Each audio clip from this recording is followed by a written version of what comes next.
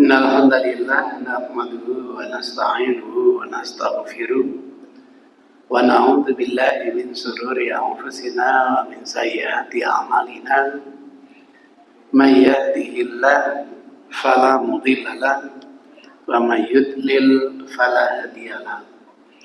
Wa nusalli wa nusallim ala rasulil karim wa ala alihi wa sahabatihi wa man ihtada bihadihi ila yaumiddin. Amma ba'du. Ada permintaan agar malam ini kita mendiskusikan terkait hari raya Idul Adha. Saya bangga karena itu merupakan kebutuhan masyarakat jamaah di masjid ini. Terkait dengan Idul Adha, kita ini dapat sindiran, bahkan kritikan, dan kita harus mendengarkan apa kata orang. Katanya Muhammadiyah itu gerakan yang selalu mengedepankan berkemajuan. Dulu memang kita tidak punya masjid kecuali kecil-kecil. Sekarang kan masjidnya itu besar-besar. Kenapa kok bertahan sholat Idul Adha-nya itu di lapangan? Kok tidak di masjid? Sebagai perwujudan fikih yang berkemajuan. Entah itu kritikan, entah itu nasihat, kita harus pandai mendengarkan. Berbahagia kalau ada yang bisa memberi jawaban. Itu ceritanya. Nah, ketika ungkapan itu disampaikan kepada saya mencoba menjawabnya begini. Sesuai dengan tuntunan tempat pelaksanaan sholat Nabi itu ada 3 nama. Satu dinamakan sahwa. Wujudnya apa? Bilik di dalam rumah yang kita persiapkan untuk tempat apa? Sholat. Kapan ya, walaupun tipe rumahnya Rasul itu sangat sederhana dan sempit, masih menyisakan area khusus untuk sholat. Sehingga ada cerita di depan sahabatnya Rasul itu pernah dikasih takdir oleh Aisyah. Sayang, takdirnya itu ada motif gambar-gambar binatang.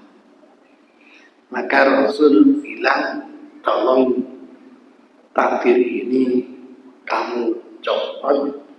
Alasannya apa? Gambarnya itu mengganggu konsentrasi sholat saya. Berarti kalau habis sholat boleh tidak dipasang lagi? Oh, boleh. Itu ceritanya. Nah, kalau rumahnya Rasul sesempit itu 4,5 kali 9, masih menyiapkan bilik khusus untuk sholat. Nah, kadang rumah kita kan lebih luas dari rumahnya Rasul. Itu namanya sahwa. Sebaik-baik sholat sunnah nanti dikerjakan di rumah. Ya, kecuali kalau tahiyatul masjid, tidak mungkin di rumah. Jangan dijadikan rumah itu seperti kuburan. Tidak dijadikan tempat sholat, tidak dibacakan ayat-ayat Al-Quran. Nah, yang kedua dinamakan masjid. Difahami bumi lokasi yang dibatasi. Batasan zaman Rasul itu rata-rata setinggi sandar kendaraan, berkisar entah 50 atau 60 cm. Nah, ketika sudah dibatasi itu, namanya bukan sawah tetapi masjid. Jangan dibayangkan masjid zaman Nabi dulu ada menaranya. Enggak. Menara itu baru gagasan kejayaan dinasti Umayyah di bawah pimpinan Khalifah Umar bin Abdul Aziz. Daripada muadzin zaman Rasul naik Burjun Alim, bangunan yang tinggi, mendingan dibuatkan menara. Nah, corongnya nanti ditaruh di atas. Itu budayanya umat Islam. Orang gereja gak ada yang punya menara.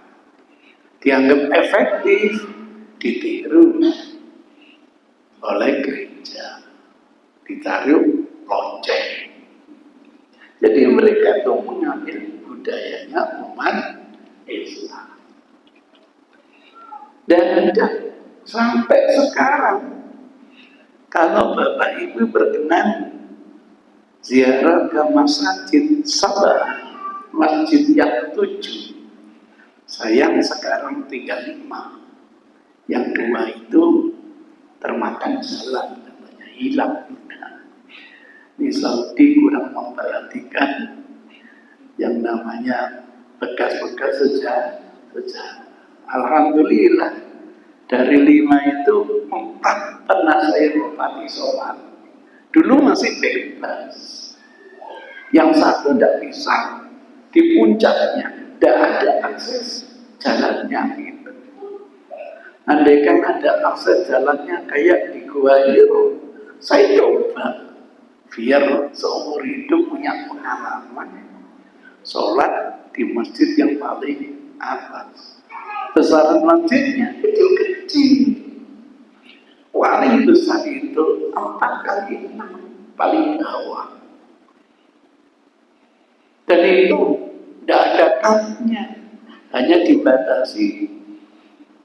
Saya jatuhan kayu, yang kira-kira ya 2 meter lebih dikit, ada pintu 1 keluar masuk. Itu tetap namanya masjid. Kecil, sampai yang puncak itu katanya 2 kali 3. Menurut cerita, tetap namanya masjid. Itu nama yang kedua. Yang ketiga disebut sholat, yaitu Allah yang tidak dibatasi sedemikian rupa. Bahasa kita tanah lapang. Saya punya dosen dari Suriah, pakar sejarah, menjelaskan musolanya Rasul itu kalau panjenengan pernah ke Madinah, di balik bagi itu ada tanah luas. Di situ musolanya Rasul. Sekarang menjadi terminal bis jamaah haji dari wilayah dekat yang pakai kendaraan mobil, yang dari Mesir, Aljazair itu pakai mobil wagon. Nah, parkirnya di situ. Nanti kalau sudah ada, mobilnya mendekat ke masjid. Setelah sholat kembali lagi ke sana. Itu namanya musola. Di desa kembali. Kalau kecil musola, kalau besar masjid. Ini kira-kira dinamakan masjid atau musola? Ada di Playfair itu dulu namanya langgar. Nah, ternyata sholat itu boleh dilanggar. Saya kira tidak boleh sholat wajib. dibesarkan sampai panitianya itu cerita cukup untuk jamaah 650. Namanya diganti musola. Baitul Ghafur kalau nggak salah. Nah, pas ngomong di situ ada Jumat namanya, dikenalkan itu loh deh, Simbau Rekso masjid itu, musola itu. Saya bilang kok namanya musola? Namun mestinya bersyukur, dulu namanya langgar, ganti musola. Dulu pakai bahasa Jawa, sekarang pakai bahasa Arab. Ini susah diskusi dengan orang yang cukup akalnya itu emosi ini. Boleh balik bertanya, kenapa emang gitu?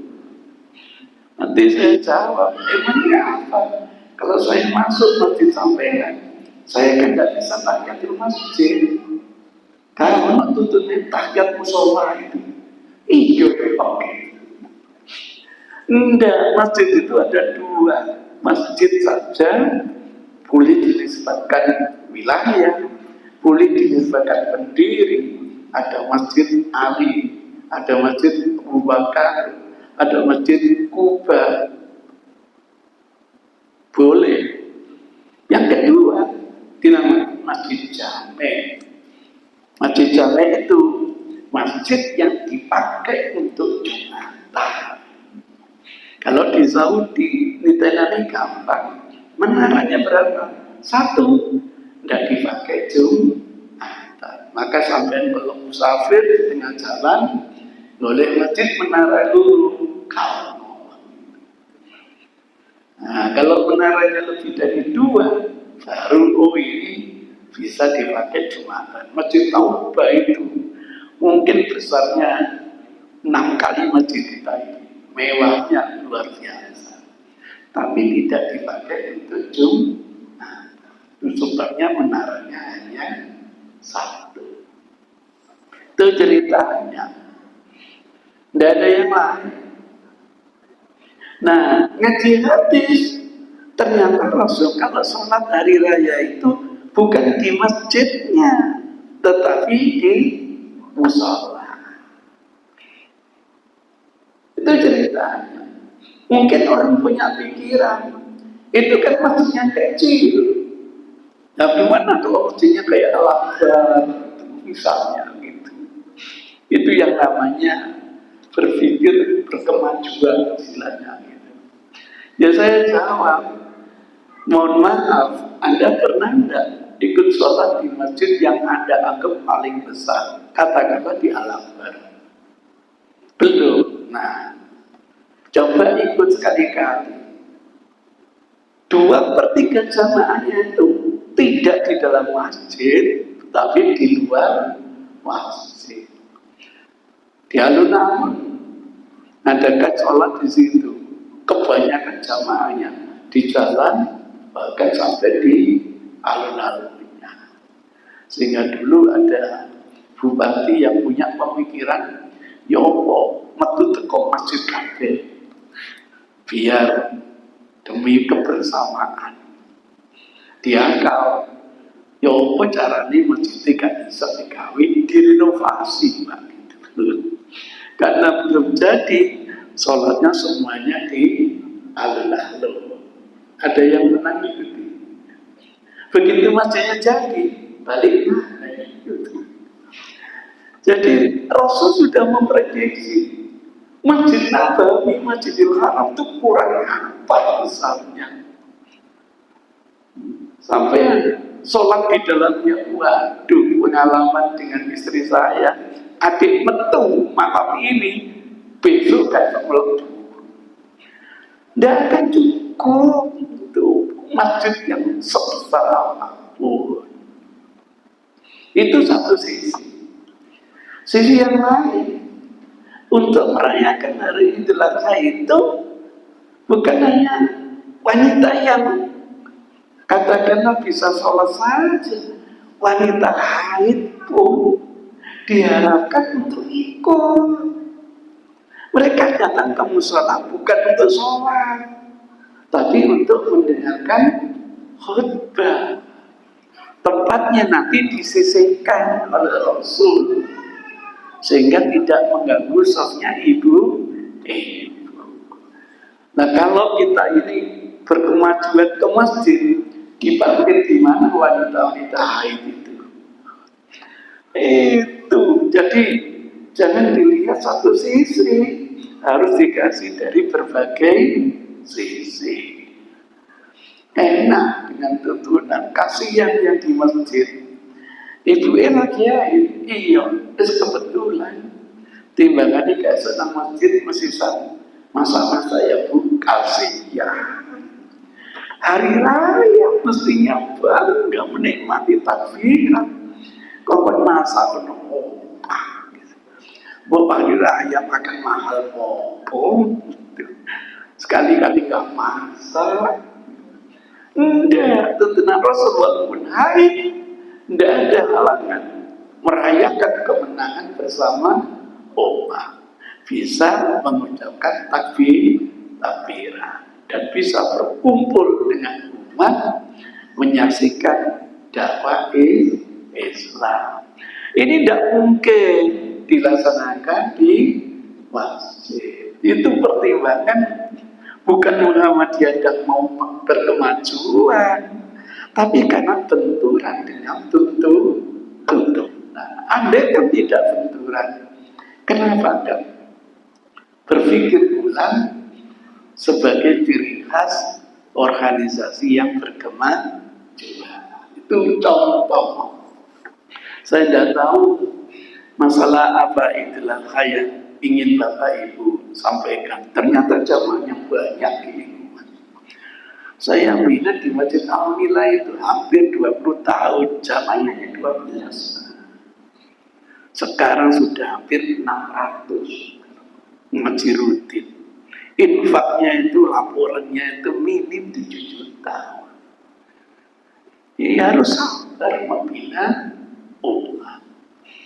Ini berapa ribu yang hadir sudah? Lebih dari 40.000 ini ya Allah. Sampai ngaten-ngaten ya Allah. Jadi begitu kita biasakan disiplin sehingga walaupun ini bisa memaksimalkan keilmuan. Waduh, repot nanti di kemudian hari.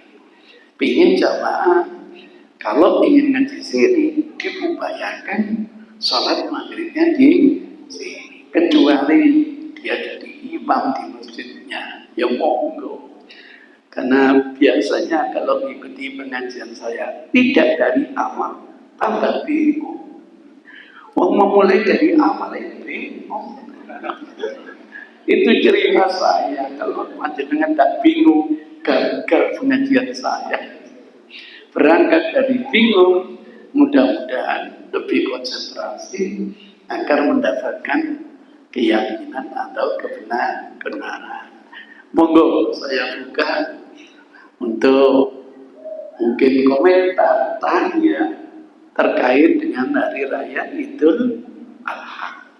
Sini ngadakan nggak? Ngadakan. Berapa sof? Oh, lumayan. Di lapangan taksi, bapak saya yang mempelopori di sana hanya dihadiri 3 keluarga, nggak sampai 9 orang. Itu pertama kali bapak lama segitu, akhirnya Masya Allah luar biasa. Tapi karena akhirnya harus izin, dipersulit, maka lebih baik memanfaatkan tanah sendiri daripada tanah orang lain. Itu ceritanya gitu. Dan Bapak bilang tidak akan pakai sound system, cukup pakai corong. Kalau didesain baik, waduh, sing ceramah nikmat, yang dengarkan juga nikmat. Pakai sound system hari yang depan top rumah, yang belakang ke rumah. Itu ilmunya Bapak. Dipakai corong, dibuat agak tinggi, wah, khotibnya enak ngomong, jam jamaknya semuanya bisa benar. Murah meriah lagi. Datangan sesuatu di atas 1 juta.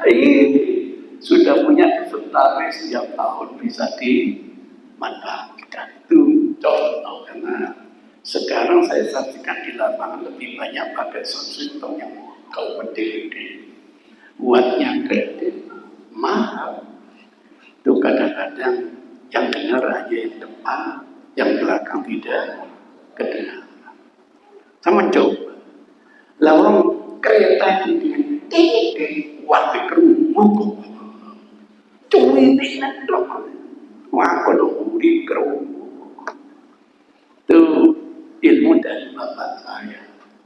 Sekian tahun memulai sholat di taksi, istilahnya Pak. Ada pertanyaan? Silakan. Mungkin ada komentar. Bebas terkait kalau bisa ada kaitannya itu. Monggo. Oke, silakan. Tentang apa? Oh, syirka. Oke. Kenapa, Pak?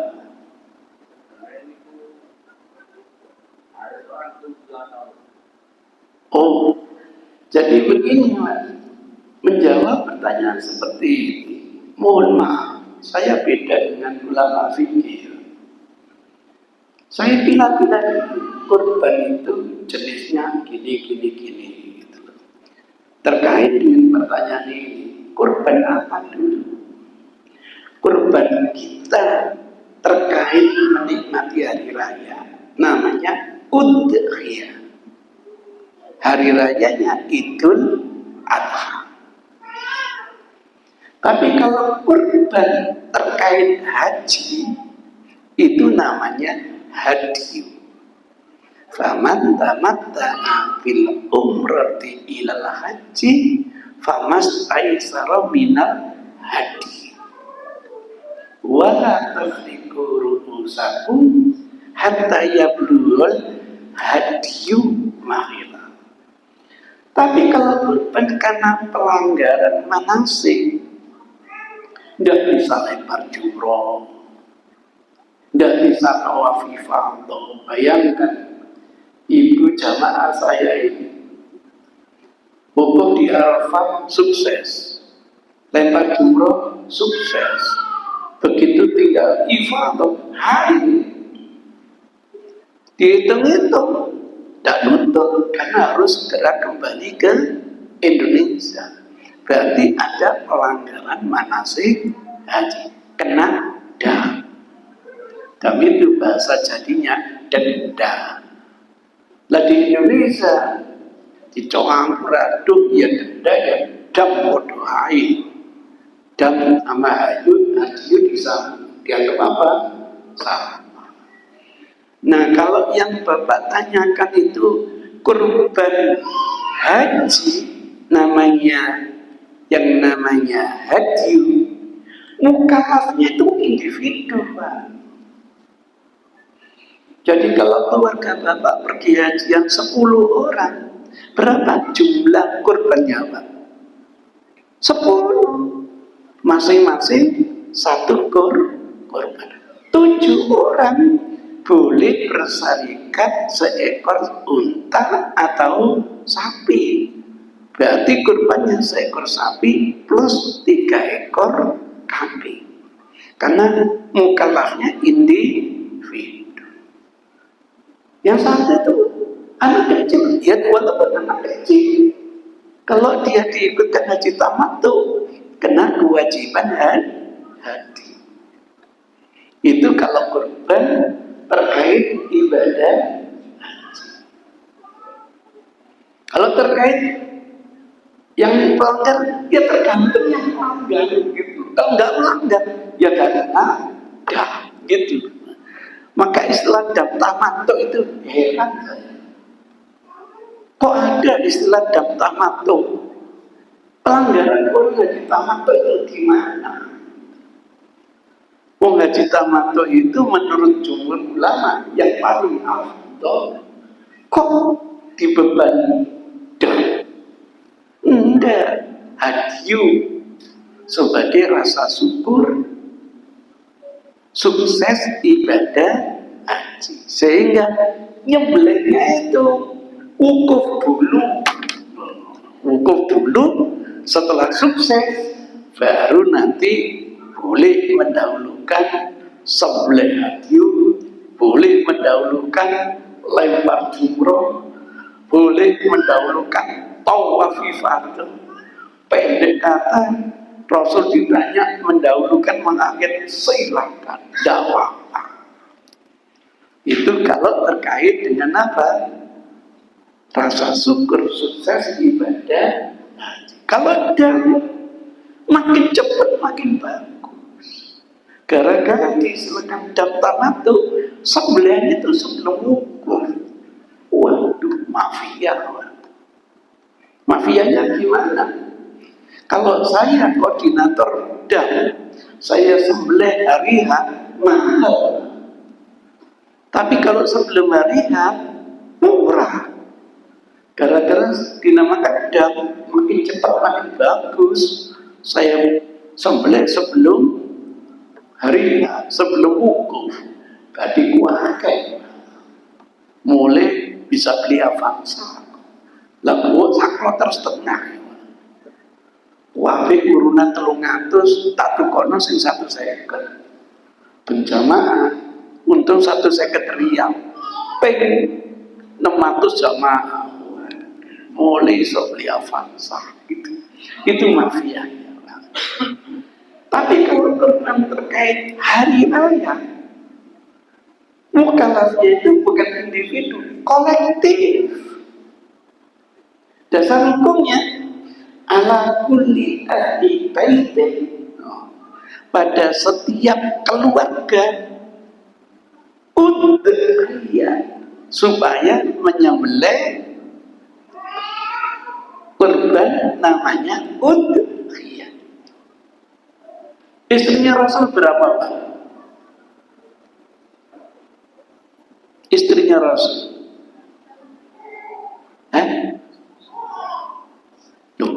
gak tahu. 11 itu yang resmi. Iya, orang orientalis kalau ngomong kawinan lah, sing resmi, lain gak resmi. Kan budak-budak pemberian itu halal loh, Pak, diperlakukan seperti istri. Tapi kalau ditanya, tunjukkan budak wanita siapa yang tidak dimerdekakan dulu, kayak ngomong gitu. Jadi menggunakan asumsi gitu.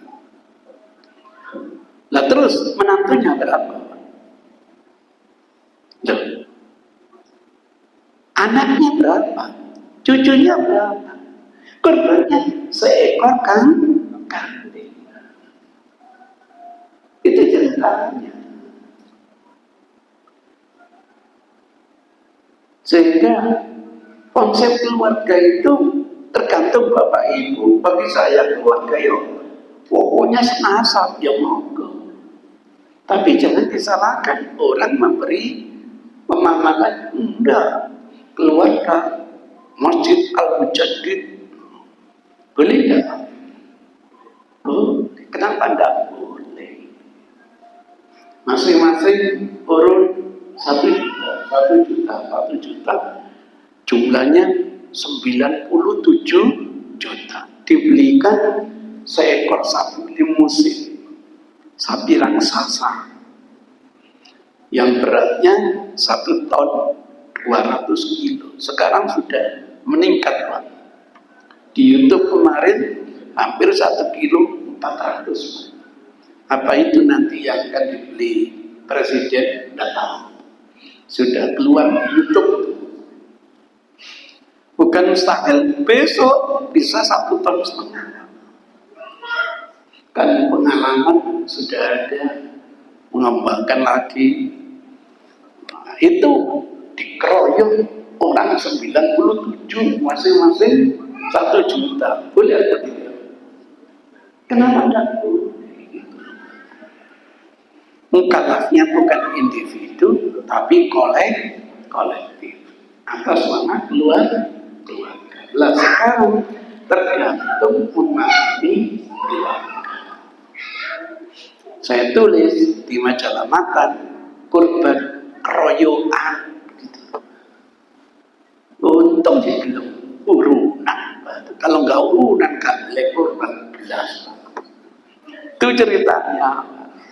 Jadi mukallafnya beda. Terjawab sudah. Di Porong itu Pak, barokahnya Lapindo katanya. Terkumpul 13 ekor kambing Pak. Saya didatangkan ke sana. Tanya Ustaz, kita punya 13 ekor kambing. Boleh tidak dijual semua, dirupakan sapi? Saya tanya, ngapain? Pengalaman kalau menyembelih 13 ekor kambing ribet Ustaz. Tidak seperti menyembelih seekor sapi. Kalau alasan gitu, jangan. Mengelola kurban makin ribet makin bagus. Makin banyak melibatkan orang lain. Ada kebersamaan di situ. Tapi Ustaz, dagingnya lain Ustaz. Kenapa? 13 ekor katakanlah rata-rata 15 kilo Pak. Berapa Pak kira-kira kali 13? Misalnya berapa Pak? Yuk, kambing sing gede, enggak gede yo Pak yo, 9 kilo. Antum rata-rata 10 kilo kali 13, 1 kintal 300. Kalau seekor sapi bisa sampai 350 kilo. Hasil survei, kalau dikasih kambing siapa yang mau? Tapi kalau sapi royokan. Loh, kalau ada pertimbangan gitu, kemaslahatan yang lebih, jual aja 13 ekor kambing. Rupakan seekor sapi. Anggap warga sini keroyokan membeli sapi. Panitianya pinter awalnya. Kalau gitu tahun depan yang ingin kurban jangan berupa binatang, rupanya duit. Itu ceritanya Pak.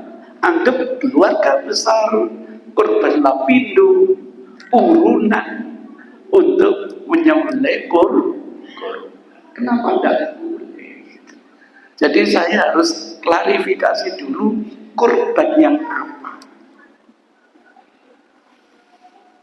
Coba Bapak Ibu tanyakan hadis yang dipakai tidak boleh. 7 ayat 1. Semua hadisnya diriwayatkan oleh Jabir. Dan itu konteksnya dalam hadis, dalam urusan haji. Ketika sampai di Hudaybiyah, terhalang mau haji itu terkait dengan haji. Carikan habis sewaktu Rasul di Madinah menyembelih udhiyah individu, gak ketemu. Jadi bersarikat itu untuk mukallafnya individu. Boleh 7 orang bersarikat membeli seekor sapi. Saya bilang begitu Pak, tidak dikebiau, yang pokoknya kurban. Enggak. Sehingga saya menawarkan memahami hadis secara proporsional. Itu ceritanya. Tapi di masyarakat itu selalu gitu. Silakan gitu. 7 orang syarikat beli sapi, ya enggak salah gitu. Tapi apa? Boleh 10 orang, kenapa tidak boleh? Itu ceritanya begitu. Tidak ada keharusan 7 orang itu dengan seekor sapi. Kalau ada dalilnya, saya harus merubah pendapat itu. Buktinya ya Rasul di Madinah waktu hari raya menyembelih seekor sapi untuk 7 orang. Selesai. Pemikiran tidak boleh kalau sudah ada tuntunan. Yang ada justru menyembelih seekor atas nama dia dan atas nama keluarga. Itu berarti mukalafnya bukan individu tetapi keluarga. Cocok dengan bimbingan Rasul ala kulli ahli baitin, terhadap keluarga itu supaya menyembelih. Maka enak kalau ada seorang ibu datang ke takmir. Takmir ini kurban atas nama bapaknya anak-anak. Ya nanti yang dapat pahala siapa? Ya ini bapaknya anak. Nah ibunya anak. Yang nggak dapat kapan? Besok, tidak sore. Enggak. Anak saya ada 2. Yang satu urunan 2 juta, yang satu urunan 1 juta. Biar dapat yang besar, saya tambah 1 juta. Boleh apa tidak? Boleh. Kalau gitu urunan boleh tidak? Kenapa tidak boleh? Saya namakan kurban keroyokan. Diroyok wong sepuluh. Nggak usah berpikir Ustaz, kasihan apanya. Itu kan nanti jadi kendaraan kita di hari akhirat. Nah kalau 1 kambing dikeroyok orang 1, sopok nggak kasihan kambingnya. Kok berpikir seperti itu? Wong sapi dikeroyok orang itu ya sama sapi ini kok. Itu terjadi Pak di Mojokerto itu. Pak Yai, alhamdulillah tahun ini saya ingin kurban. Alhamdulillah, ibu gitu. Kurban apa? Kambing tapi yang besar Pak Yai. Wah, alhamdulillah. Pertanyaannya, boleh tidak saya minta 1 kakinya? Ojo. Itu kendaraanmu nanti. Ini kon jalur lagi. Ngono ya. Gimana kalau saya minta kulitnya? Ojo. Kendaraanmu nggak berkulit loh. Gimana kalau minta kepalanya? Tak ojo sama aku. Kenapa ada pikiran seperti ini? Nanti yang urut besar dengan ikhlas, mudah-mudahan pahalanya besar. Nah yang satu tambah besar dan ikhlas, kalian bohong. Itu Allah yang tahu bagaimana cara bagi-bagi pahalanya. Coba ikut mikir. Itu ceritanya. Nanti rencana nyembelih berapa sini? 3. Alhamdulillah. Itu. Jadi ada cerita kurban itu habis dibelah dibagi-bagi sama yang nerima dijual. Di pojok itu ada yang iya, apa bahasanya, nampung. Ya itu hadiah kan. Tapi maksud kita biar menikmati daging gak kesampaian, dirubah. Ayo dibeli bersama, ayo dimasak bersama, ayo dimakan bersama, sisanya ayo dibontot bersama. Masjidnya jadi makmur. Masa masjid kurban itu. Kalau masjid ini memberi sesuatu kepada masyarakat, masyarakat akan ikut memakmurkan. Kayak Al-Falah gitu. Demi kebersamaan, sudah dilibatkan semua sehingga merasa ini masjid mendatangkan manfaat. Maka dia ingin mau ikut memakmurkan masjid. Itu caranya gitu. Terjawab pertanyaannya. Jadi saya harus tanya dulu kurban yang apa? Kurban terkait haji atau kurban terkait hari raya? Nanti hukumnya beda, distribusinya beda, cara menyembelihnya beda. Itu dua substansi yang berbeda. Ada lagi mungkin? Monggo silakan. Di beberapa pendapat itu mengenai pembagian daging korban untuk non muslim. Iya. Ada yang berpendapat boleh, ada yang tidak, itu pertama. Terima kasih. Yang kedua, untuk korban itu kapan sih menunda untuk memotong kuku, memotong rambut dan lain-lain? Oh iya. Untuk pertanyaan yang kedua ini butuh satu sesi. Panjang jawabannya. Lah untuk yang pertama, ini begini Pak. Jadi ritual itu Pak, ada dua. Ada murni ritual, misalnya sholat. Itu murni muamalah mau Allah. Tapi ada ritual, juga ada aspek sosial. Zakat itu ritual dan aspek sosial. Kurban itu ritual dan aspek sosial. Semestinya yang namanya ritual hanya untuk internal umat Islam. Dini sampai umat Islam dapat bagian, setelah itu sampai diberikan orang non-muslim, itu bukan urusan. Bukan urusan, silakan. Wah, aku gak butuh tonggoku sing Nasrani ini yang lebih butuh. Wes bahagia nanti. Itu bukan urusan. Tidak ada mas. Sama dengan zakat fitrah. Itu internal umat Islam. Dulu ada Pak Yai kita yang mengeluarkan fatwa, orang yang tidak sholat jangan dikasih. Kan begitu. Kenapa? Orang yang tidak sholat itu dianggap kafir. Artinya kan sahih. Al-ahdu bainana wa bainal kufar tarku sholat. Saya hadapi Pak Yai ini, mohon maaf Pak Yai, orang tidak sholat itu betul kafir. Tapi itu kafir bukan di hadapan kita. Kafir di hadapan Allah. Di hadapan kita, dia tetap muslim. Sudah mengucapkan la ilaha illallah. Alhamdulillah bisa menerima. Pak Kiai Haji Ahmad Khatib itu saya hadapi langsung. Jadi jangan karena muslim tidak sholat dianggap kafir, tidak dikasih apa? Zakat. Memvonis dia kafir, gak boleh. Jadi kalau ada orang tidak pernah sholat, jangan dituduh kafir. Tanya dulu. Gitu. Kok gak pernah ketok di masjid?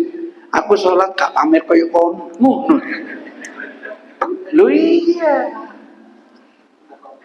Jadi jangan menilai orang lain dengan kacamatanya sendiri. Sampai bilang orang itu kafir, mentol dia dimasukkan neraka. Gak boleh.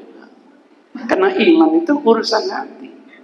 Dalamnya laut bisa diukur, diduga. Dalamnya hati. Siapa tahu. Jadi begitu, Pak.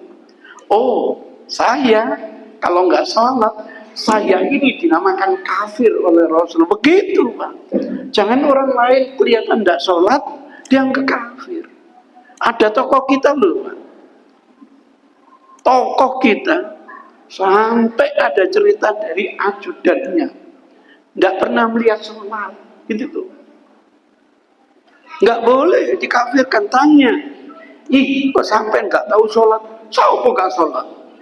Sholatku itu gak dulu kayak kon dulu. Sementing eling, ngono. Lo dia memahami sholat itu intinya biar eling lah, wes eling lah apa sholat ngono ya Pak. Jadi nggak boleh menilai orang lain dengan kacamata sendiri. Oh main makrem Pak, kajian, kasih dirasani Pak. Sampai tak kau, oh mas sampai makrem lapo gak kajian. Iki lho, morotuwo, aku dipaksa gawe, dan aku gak gelem, majekane gak kuat ya. No. Jadi nggak boleh menilai orang lain dengan kacamatanya sendiri. Ditanya sehingga ngerti duduk masalahnya. Alhamdulillah, Pak Yai Haji Ahmad Khatib 2 kali loh Pak. Dulu itu Pak, komat itu hanya sekali Pak. Loh iya, Wong saya ikut ngaji bersama beliau di Masjid Al-Kautsar pernah. Jadi kalau qomat jangan Allahu Akbar, Allahu Akbar. Itu ganda. Tunggal Allahu Akbar. Itu. Ada di antara jamaah sini yang pernah dengar? Nah, itu. Diskusi, Pak. Dalilnya apa? Perintah Rasul itu menggenapkan azan, mengganjilkan iqamah. Lah kalau Allahu Akbar, Allahu Akbar, genap atau tunggal, Pak? Hah? Genap. Itu ceritanya. Kalau saya tidak cukup bahasa instruksi, harus bahasa aplikasi. Oke Pak Yai, kalau itu yang dijadikan kata kunci, berarti dalam azan ada yang ganjil. Di mana? Di akhir azan. Allahu Akbar, Allahu Akbar, la ilaha illallah. Napa siji? Ayo, mestinya kanap. La ilaha illallah, la ilaha illallah. Lu iya bingung. Nah, tugas saya membingungkan. Iya, itu bahayanya hanya instruksi tapi tidak lari ke aplikasi. Nanti aplikasinya Allahu Akbar itu satu, Pak. Satu Pak, pakai. Makanya diulangi jadi genap. Bahasa saya bukan genap dan ganjil, tunggal dan dua. Allahu Akbar satu, Allahu Akbar dua. Itu Pak. Itu ceritanya. Dan tidak semua lafaz adzan dua, genap. Nanti yang terakhir Allahu Akbar satu, la ilaha illallah satu. Itu aplikasinya. Dipasok, nggak cukup sekedar hadis instruksi. Di aplikasi lafaz adzan sekian kalimat, lafaz iqamat sekian kalimat. Terima kasih. Kurang lebihnya mohon maaf. Billahi hidayah wa taufik. Wassalamualaikum warahmatullahi wabarakatuh.